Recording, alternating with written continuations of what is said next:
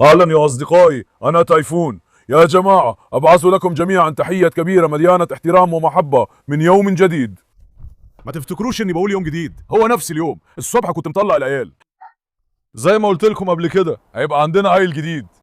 هو جه بقاله 3 4 ساعات، خليته يتعود على الجو شوية. بس بصوا أقول لكم على حاجة، شاركت على انستجرام، عنوان الانستجرام تيفون دمرجي تي في. الكل أعجب بيه، ده ممتاز بجد، ده رائع، ده عظيم بجد. بس استني يا بنتي استني، انت جننتيني يا بنتي. خليكي عاقله كده، كمان شويه اعرفكوا عليها. بنتنا دي قالت يا اخي نعود نفسنا، كان احسن لو ما عودناهاش، عارف. دلوقتي خلاص اتعودت على كده، طول الوقت بتنط عليا البنت المجنونه دي. هارلي خلينا اسيب تايسون ابوك شويه. تايسون جبت لك لبن يا ابني، جبت لك لبن بالببرون، هتشرب يا تايسون. تعالى تعالى، ما تقولش مش هشرب في السن ده، تعالى اشرب اشرب يا تايسون. يلا يا ابني تعالى سيبك شويه، تعال، مش قادرين نشوف تايسون يا عم. يا تايسون مش قادرين نشوفك، انا نفسيتي بتتعب كده.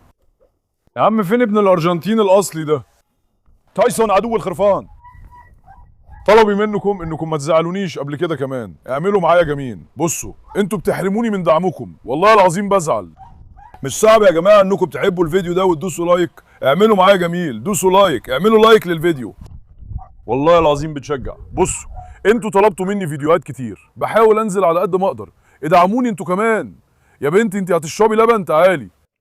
هارلي تعال. بص على تشتر ازاي اتدلع على طول، شقيين. حطيت ابورو جنب تشتر كمان، هو دايما بيكسر المكان ده يا باشا. دلوقتي اول حاجه دي، يلا نخلص اكل معيزنا وخرفاننا وفراخنا وحمامنا وبطنا وقوزنا، وبعدين نروح للكلب يا شباب. جوتسو جوا تاكلون. بص ورينا قدامنا كده، تعال. كده كورن فليكس في الجردل حوالي 12 13 كيلو يا جماعه، يمكن كمان يكونوا 15. كورن فليكس وعلف ترميه الحملان مخلطين مع بعض كده، يعني رمينا كله بره. ليه رميناه بره؟ كان في كسر في العصايه. يلا نرميهم كده ونشوف هيتفرقوا ازاي. انت كمان هتاكلي يا بنتي؟ شقيين. يا اخي بدور على بقالة برسيم في البلد الكبيره دي، ما قدرتش الاقي بقالة برسيم. احنا اتاخرنا حوالي 10 ايام. الكل جمع وخد اللي محتاجه يا عم، حتى لو هندفع فلوس برضه مفيش. احنا محتاجين بالة دريس بالله عليكم. البلات البرسيم خلصت عندنا دلوقتي، باكل الحيوانات بالعلف، العلف مش هيكفي، احنا محتاجين بلات برسيم. في تبن وحاجات زي كده، بس التبن كمان مش هينفع دلوقتي، لازم نلاقي بقالة برسيم للحيوانات دي يا جماعه. ايه يا جماعه جعتوا ولا ايه؟ يا شياطين دلوقتي بونجوك مش هيسيبنا في حالنا. استنى دقيقة، لازم نشيل اللبن ده الأول. بونجوك دي هتعمل شقاوة دلوقتي، بونجوك دي طفلة شقية جدا، بونجوك دي. استنوا خليني أغطيها بده الأول. يلا بينا، ربنا يوفقنا في المعركة دي. استنى كده، ابعد. روكي انت الحقهم يا ابني، مش قادر افتح الباب كمان يا ابني. بونجوك استنى، يا ساتر يا بونجوك انت فعلا وجع دماغ. تعال تعال تعال تعال تعال تعال تعال. تمام هديكم العلف، استنى دقيقة، ما تضربنيش بالقرن، استنى دقيقة يا ابني، استنى دقيقة. ايه ده يا صاحبي الكرسي ده دلوقتي؟ استنى دقيقة. انك تاكلهم ده عذاب. انا بتعب اكتر مع الكلب ولا معاهم؟ والله معاهم يا اخي. استنى يا ابني، هابي قسمكم، ادوني فرصة بس. كلوا الاكل كويس. تعال يا فراخ، تعالوا انتوا كمان، كلوا هنا، كلوا هنا، تعال.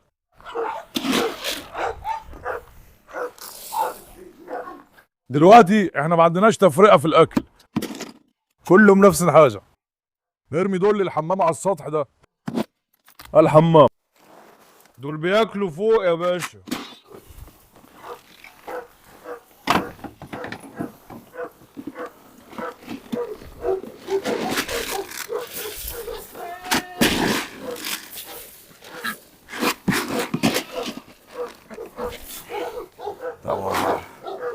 والباقي نديه للحملان دلوقتي، بالهنا والشفا على اولادي، يا رب ينفعهم ويشفيهم. فين طوق بونجوك؟ بونجوك كان عنده طوق حلو قوي ووقع من رقبته. يا بونجوك من غير طوق رقبتك فاضيه يا ابني.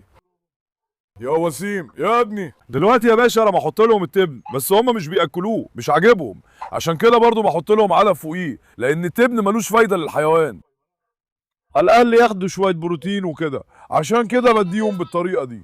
استنى كده بعد شويه عشان الخرفان يعدوا ياكلوا. يلا ندي الاكل للحملان دول. يا حمد تعالى، تعالى اديك اكل، تعالى تعالى كده، تعالى انتوا جعانين؟ يلا كلوا اكلكم، واللبن جاي كمان شويه. ماشي يا باشا؟ استنى، حملنا يا جماعه كبر ولا لسه؟ هو دايما قدام عيني، فبالنسبه لي هو زي ما هو، بس انتوا شفتوه من كام يوم، قولوا لي كبر ولا لسه، اكتبوا لي يا جماعه. دايما بعديه اكل ولبن وكل حاجه عشان يكبر ويتغذى كويس. دلوقتي يستفيد منهم، هروح اجيب له اللبن بتاعه وارجع. دلوقتي يا خروفي كل يا ابني، كل يا ابني، يلا خده.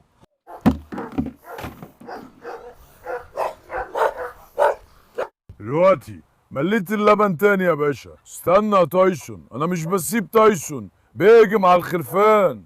تعالى يا خروفي، تعالى يا خروفي، تعالى تعالى اشرب لبنك يا روحي، تعالى بص هنا في لبن، تعالى تعالى خد يا ابني، برافو عليك. تايسون ما نطش صح؟ تايسون يا جماعه. روكي ازاي جم هنا؟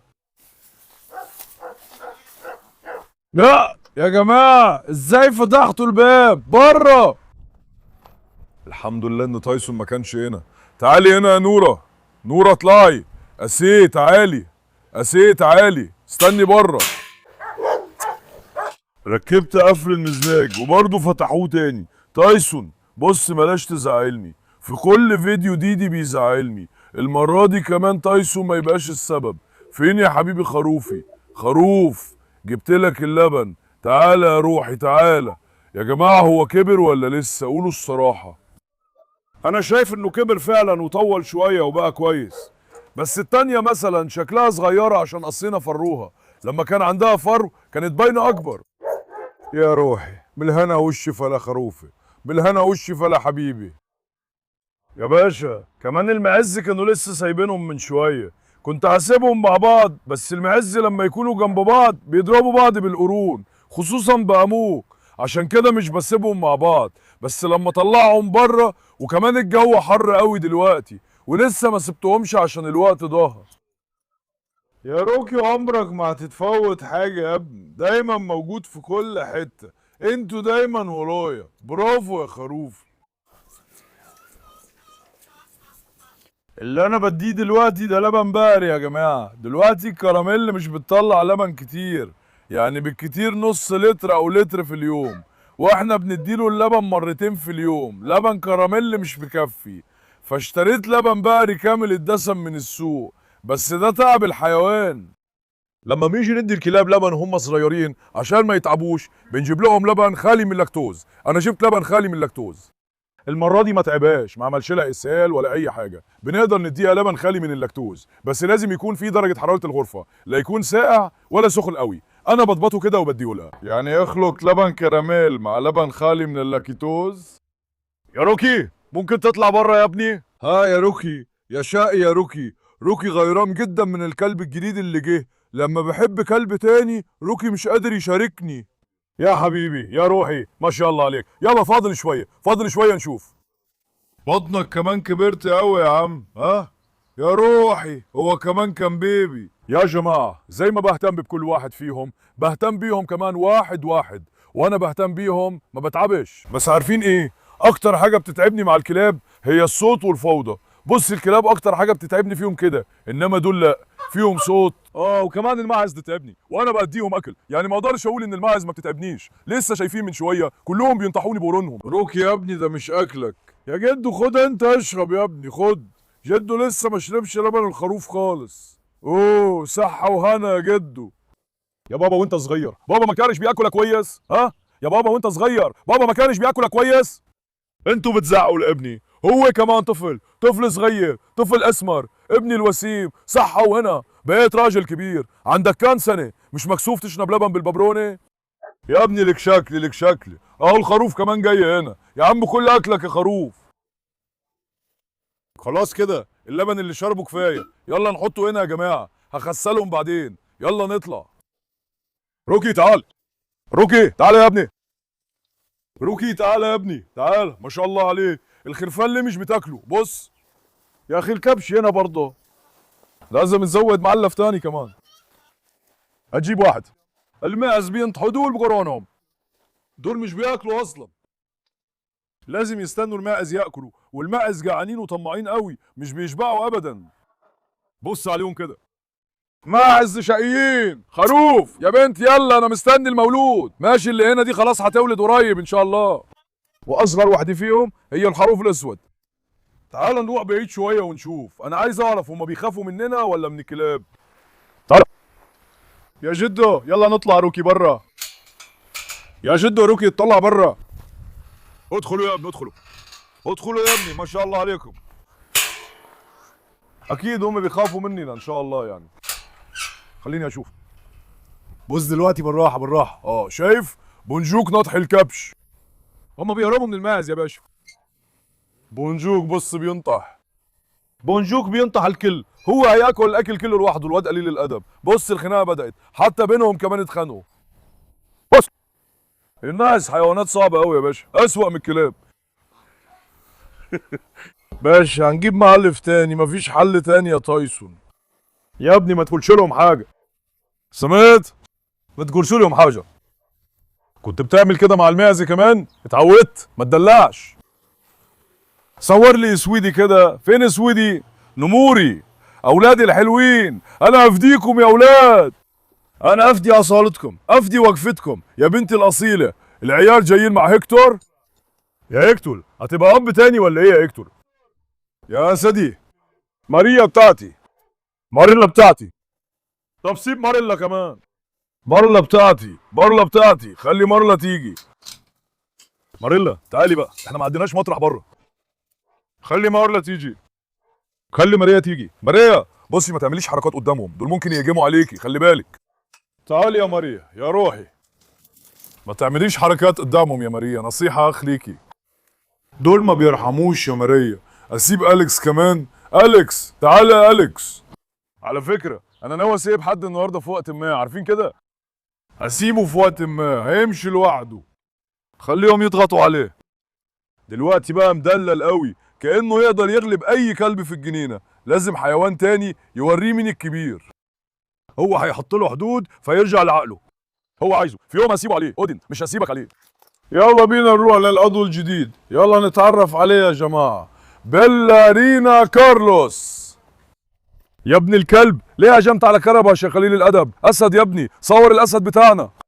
ما شاء الله على ابني، اسد يا ابني، ابن الكاريزما الاصلي. بص على الوقفه دي، بص على الطول والشكل والاصاله، يا رب ربنا خلقه باتقان، يا رب احميه من العين. بجد 10/10، مستوى عالي، ابن تحفه. لونه ميرل، نوع بولدوج، كلب رائع يا جماعه. بص هو جه هنا بقاله 3-4 ساعات، واجهنا شويه صعوبه واحنا بنتفاهم معاه، قلت اتصور معاه صوره، الملعون مسكته من ورا لف عليا. هو عنده طبع كده، دلوقتي انا ما اعرفوش وهو كمان ما عرفنيش، هيبقى في فتره تعارف بينا شويه، انا هتعرف عليه وهو هيتعرف عليا. دلوقتي هطلعه كمان، بس تعالى خدهم من هنا كده، من هنا كارلوس والاتنين مع بعض، هو وكارلوس في القفاص كده، مش شكلهم حلو قوي، كأن ده نسخه مصغره من كارلوس يا باشا. بص كده كارلوس لايق عليه فعلا. اسد يا باشا، والله كأنه نسخه مصغره من كارلوس. دلوقتي العيال دول يعني خليني اقول كده ما بيستعملوش الحر يا جماعه. انا حطيت ده في القفص بقاله ساعه، رحت السوق ورجعت، ما سبتوش عند البيت، قلت يمكن يتخانقوا او يهجموا عليه، وبعد كده حطيته في القفص. استغرب شويه، هو لسه جاي جديد. بص ابننا ده جاي من اسكشير، عيل حساس قوي، عيل جميل قوي. الجد ده هجم عليه شويه تاني، هنحاول نعود على ده شويه، بس كنت بقول ان كاني كورسو عدواني صح؟ مثلا كاني كورسو عمره ما لف ناحيتي وزمجر لي. بس ده نف ناحيتي وزمجرلي، ده اخطر شويه منه بس هنعوده. يا ابني اسمي تايفون دمرجي. اسمك كارلوس؟ بص في 2 كارلوس جنب بعض. في الكومنتات كمان حد كتب كده ولا حطيت قلب على تعليقه. سلام ليه؟ واحد قال كارلوس والتاني قال سانتوس عشان ما يحسش بالغربة. ضحكت جامد على الكومنت ده. اسم ابننا مش هيبقى كارلوس، ما ينفعش يبقوا 2 كارلوس. وبرضه عشان يبقى فيه ألفة في الاسم نخليه سانتوس يا باشا، سانتوس يليق عليه. دلوقتي يا باشا هطلعك. استنى كده، استنى كده، استنى يعني روكي. روكي استنى. دلوقتي يا اخي بص على ده كده، عامل زي الدبابة ما شاء الله. ماريا خليكي عاقلة. ماريا خليكي عاقلة كده شوية. استني يا ماريا، هتهاجم ولا ايه؟ هتعملي ايه؟ ماريا خلاص؟ لا. قلتلك لا. تعالى هون انت. ماريا هتهاجم يا باشا. المجنون حاول يهجم على طول. لو واحد هاجم كلهم هيهيجوا. استنى يا روكي استنى. دلوقتي يا باشا نتمشى بيه شوية كده. بص اخيرا الحمد لله خلصناه من ماريا. عشان لو هي هجمت عليه يعني مش هيهتموا بروكي لكن هيهتموا بيها. يعني كلهم هيتخانقوا. تعالى هنا يا سانتوس بابا. سانتوس يا جماعة كان عنده كام سنة؟ كان عنده 4 سنين لو انا مش فاكر غلط. لازم يكون عنده حوالي 4 سنين. هو كلب واحترف في شخصيته. هو منسجم مع الكلاب. هو بيتعامل مع الكلاب من غير خناقات او مشاكل. روميو هو النسخة الأكبر منك يا ابني. استنى يا روكي. استنى يا روكي، استنى يا روكي، استنى يا روكي. بوسات يا أخي جاهز نفسه بسرعة تاني. بوسات والله يا ابني هو مش مهتم بيك.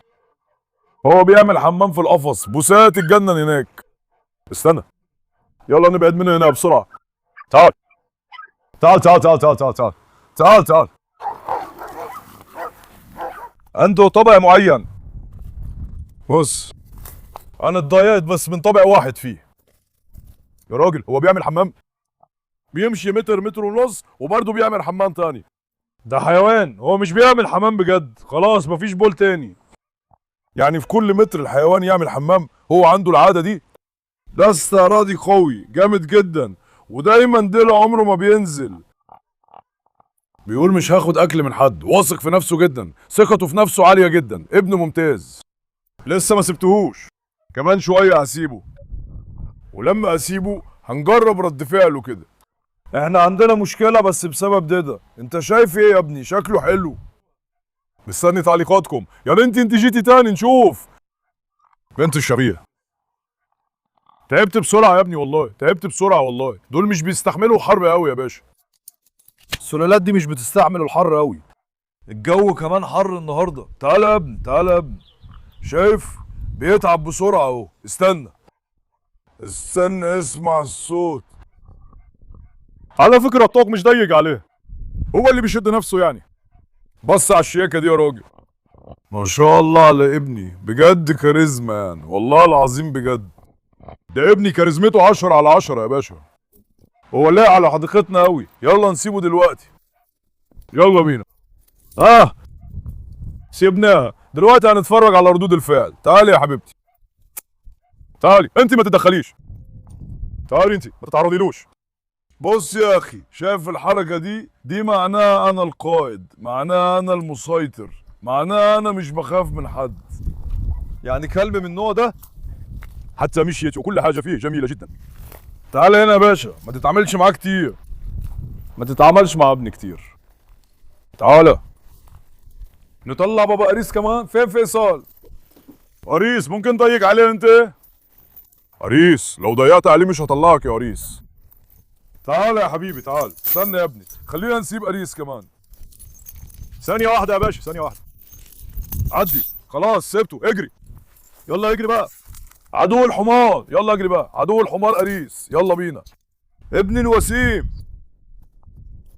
قريس زمان كان دايما سايب، بس عشان كان بيجري ورا فيصل كتير اضطريت اربطه يا جماعة. مفيش حل تاني، يوم ورا يوم بسيبه كده. تعال يا ابني. سانتوس سانتوس تعال. خلينا اقعد هنا شوية كده. استنى ما تروحش لسكاي. ما تروحش الاسكاي، هتضيع نفسك هناك. تعال. دلوقتي دي من صفات السلالات دي انهم كمان جامدين جدا، سيطرين جامدين. روح القياده عندهم في اعلى مستوى، ما بيترددوش، ما بيخافوش، وعلى فكره عندهم كمان صفه التعلق بصاحبهم، بيحموا اللي حواليهم. اقعد، قوم نام. هو كمان عارف الحاجات دي، بس هو الموضوع محتاج شويه وقت عشان يتعود علينا. يعني ازاي؟ مثلا شفت له عاده، مسكته من وراه هجم عليا. احنا هنتعلم طباعه وهو كمان هيتعلم طباعنا. لازم نتعرف على بعض واحده واحده كده. يعني الكلب الجديد اللي جبناه كاني كورسو هارلي، اهدى شويه من الولد ده. ودلوقتي السبب في كده انها انثى. بص، دايما بقول كده، انا دايما بفضل الكلاب الانثى يا باشا. ليه؟ كلبة انثى اوفى، احن اكتر، وفاء اكتر، احساس وارق، تدريبها اسخن. الكلبة عندها الميزة دي. مثلا انا لاحظت ده في المزرعة عندي اريس. معظم الكلاب اناث، بس ده مش معناه اننا مش بنحب الذكور، احنا كمان بنحب الذكور، بس اختيارنا الاول. سانتوس تعالى، سانتوس كارلوس، سانتوس كارلوس. دلوقتي احنا سيبنا كارلوس في الجنينة لأول مرة، يلا يتعرف على المكان. يخليه يبص حواليه كده يا جماعة، يشوف ويتعرف على كل الكلاب. أهم حاجة إن شاء الله ما يتخانقش، إن شاء الله يكون متفاهم، وبعد كده نراقبه مع كل الكلاب. دلوقتي تايسون الكبير فين؟ تايسون غالبا عنده خطط سرية، لازم نراقب تايسون. تايسون الكبير بيخطط عشان يدخل عند الخرفان. تايسون هيعمل لنفسه مشوي حلو بالليل، ده من ضمن خططه. تايسون يا كبير، تايسون، تايسون. بص انا قلت ايه يا ابني؟ انت مكار قوي، عارف كده؟ انت شاطر قوي يا تايسون. يا ابني اتفزع زي الناس كده بالله عليك، سيب الخلفان بقى. انا هعمل لك فراخ مشويه على العشاء، انت بس سيب لي خرفاني ومعيزي في حالهم، يلي انا بضحي عشانه. تعال نتابعه يا اخي. المولد الكهربائي كمان جنب السلك، ممكن من هناك يضغط وينط هناك. شايف ازاي يتعامل كده؟ تمام يا ابني. لا لا، انت يا ابن ارشانتين الاصلي، كاريزمتك كفايه، كاريزمتك يا ابني الوسيم. بس انا هربطك يا تايسون، لو فضلت ماشي بالعقليه دي هتتربط. خليك عاقل، لو ما نفعش نربط تايسون يا جماعه، ما نخاطرش بشغلنا. دلوقتي يا تايسون، ده كلب رياضي ومرن جدا، يعني شايفين جسمه اصلا زي السلوقي، لو عايز مش محتاج مولد ولا حاجه، ممكن ينط من هنا على طول. عشان كده لازم ما نخاطرش، وفي نفس الوقت بعيدتهم شويه عشان يسيبوا سانتوس في حاله وما يضايقوش، وسانتوس كمان يتعرف على المنطقه براحه. وبعد كده بص، صور الراجل، صور الراجل، الكاريزما بتاعته باينه من هنا برضو. يا سانتوس يا كبير، انت بتحب الحياه دي يا ابني الوسيم، يعني لسه شغال يا ابني. انت ازاي كده؟ هو ده نافوره ولا ايه؟ يا تايسون بتاعي، ينفع اقفل عليك يا ابني؟ استنى يا ريس، استنى يا ريس، استنى يا تايسون بتاعي، ما تعديش الخرفان. تعال، تعال يا تايسون، تعال يا تايسون، تعال يا تايسون. انا هقول تايسون على كده واحده واحده، عشان نفس الكلام مع الماعز، بعد فتره من الزمن اتعود، هيتعود عليهم برضه، هيتعلم يعيش معاهم، هم كمان اولاد الجنينه دي، مش كده يا تايسون؟ خلي بالك منهم، احميهم، اخليك كلب راعي. استنى، خلي بالك. تعال، استنى لحظه. لا لا، يا ساتر يا ساتر يا ساتر، الاتنين دول جامدين جدا يعني. استنى يا ريس، استنى يا ريس، ما تنطش عليها. الاتنين جامدين. تايسون لو عضك من هناك ربنا يحميك، مش هتعرف تقعد على مؤخرتك شهر يا ابني، ما تتغرش بنفسك. سمعت يا تايسون؟ يا اسد يا ابني. بس يا تايسون لو ما كنتش عقيم كنت جبت لك عروسه حلوه. وبعد كده بقى، تعال يا تايسون. ما شاء الله، شوف الكاريزما بتاعتهم، الله عليك يا تايسون. ازاي الواحد ما يحبهمش يا باشا؟ ولادك كلهم ما شاء الله، كل واحد اجمل من الثاني. تايسون يا بابا، تعال هنا بدلهم، نخلي تايسون بابا يحرس الباب تاني. تايسون هو العامل الخاص بتاعنا، هو مسؤول عن امان مزرعتنا، القائد الاعلى. مفوضنا هو تايسون بابا. تعال هنا يا ابني. لكن في البداية لازم نحمي الخلفان من تايسون كمان. دلوقتي تعال هنا يا باشا، تعال هنا يا باشا، تعال كده على جنب. دلوقتي سانتوس يا باشا، تعال نتعرف عليه عن قرب كده. نودي سانتوس عند الحاوية كمان. خليه يجي عندنا، انا هعمل له رباط نجربه عليه، نجرب اذا كان هيعضنا او يمزقنا. وبعد كده نجرب. عمر اقعد وقف، لازم نتعود عليه كويس. هارلي يا بنتي الباب مفتوح، تعالي يا روحي. هارلي ليه مش جاي يا هارلي بتاعي؟ يا هارلي الشقي، يا سلام على نظرتك وضحكتك، فدليك يا بنت الشجاعة. طيب مين فتح باب البيت؟ كانت نورة؟ نورة دي فعلا وجع دماغ على الأخ. كانوا محتلين البلكونة بتاعتي، دلوقتي سابوا البلكونة وبقوا بيجوا البيت كمان. الكلاب دي فعلا ملهاش مكان تنام فيه، مش كده يا مرضى؟ استنى كده شوف يا ابني. ايه ده يا ابني؟ كل مكان فيه كلاب ولا ايه؟ كام كلب بقوا هنا؟ ناتاشا اياكي تقعدي على الكنبه وانت كده، اياكي بقولك. خروجي من هنا، كل مكان فيه كلاب. مارلا انت كمان جيتي. يا جدعان كل مكان بقى مليان كلاب. سانتوس تعالى. ازاي هنعرف سانتو هنا؟ شوف يا حبيبي، تمام لما تكبر هاجم زي ما انت عايز، بس دلوقتي بلاش تعمل فيها جامد. سمعت يا روحي؟ دلوقتي بلاش تعمل فيها جامد، الحاجات دي ملهاش هزار. صور لي سوسلو، اموت في علاوة سوسلو. استنى بقول له ادخل جوه. سانتوس يا عم سخن على طول، بسرعة بسرعة بسرعة بسرعة، دول ما بيستحملوش الحر خالص، يلا يبرد شوية. شايفين الكاريزما يا باشا؟ انا شايف انها لايقة قوي على مزرعتنا، الف مبروك. بجد جميلة جدا، تراي ميرل 10 على 10. ابن محترم جدا، ما شاء الله على ابني. استنى يا ريس، ثانية واحدة، ما تتدخلش وهم بيتوددوا لبعض. ما تتدخلش وهم بيتوددوا لبعض، شكله هيهجم على ريس. في 100 هنا. يلا نضيف شوية مية على ده. الأضرار اللي عملوها الناس دول مش كفاية، وكمان فجروا الحنفية بتاعت البيت. الكلاب دول عملوا خراب كبير والله العظيم، جبت السباك 3-4 مرات، وبرضه هنضطر نجيب السباك تاني، دول خراب كامل. تعال كلكم اطلعوا بره، خليني اقضي وقت مع سانتوس. تعال تعال ماريلا، خليكي واقفة هناك، لو سانتوس هجمني احميني ماشي؟ مين غير مارلا هيحميني؟ ماريلا هتحميني لو سانتوس هاجمني. ماريلا ممكن تقتل او تموت عشاني، هي بنتي كده، دي بنتي الغالية. دلوقتي سانتوس بابا، تعال هنا يا ابني خليني احبك. تعال هنا يا وسيم خليني احبك.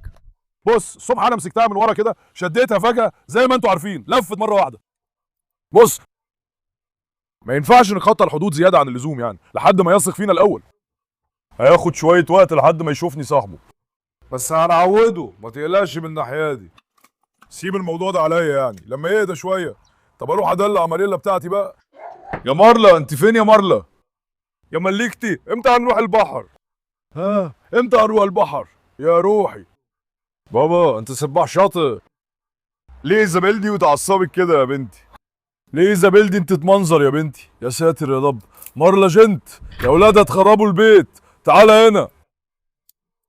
استنى، شايف دي من الزمن الجميل بجد، محدش يقدر عليها، ربنا يخليك لينا. استنى هناك بيبص لي، استنى يا ابني استنى. مش عايزه تعض فجأة، ثانية واحدة. خلاص يا مارلا اهدي. بصي على ايزابيل تلعب مع مارلا، دول زي الصاروخ والله العظيم. مارلا يا بنتي سيبيها يا صغيرة، ما تسمعيش كلامها ماشي؟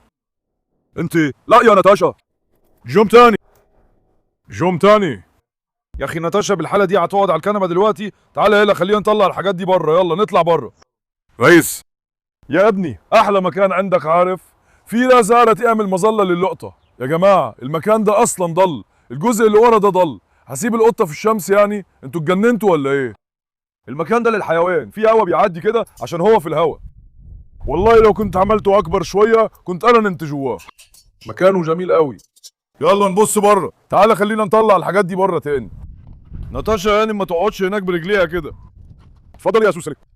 يا سوسلي سبحتي كويس في البحر صح؟ الكل عجبهم سباحتك يا بنتي. سانتوس تعالى يا بابا، سانتوس مش فارق معاه اي حاجة خالص. السلالات دي عموما بتكون كسولة شوية، لازم نطلعه في الجو البارد شوية. تعالى بس لما الشمس تضرب عليه اللون ده بيبان قوي عارف. سانتوس تعالى تعالى يا ابني احنا ماشيين. تعالى يا ابني احنا ماشيين، تعالى تعالى يا ابني تعالى.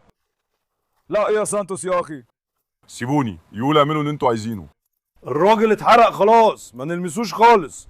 وبكره ان شاء الله زي ما قلت لكم، اليومين دول في عيال كتير جايين، انا بظبط شويه عيال يا جماعه، وفي كلاب جديده هتيجي كمان. وبكره ان شاء الله الكلبه كان كورسو بتاعتنا هتيجي جميله لونها بلو، هي نفس كارولين بتاعتنا بس كبيره.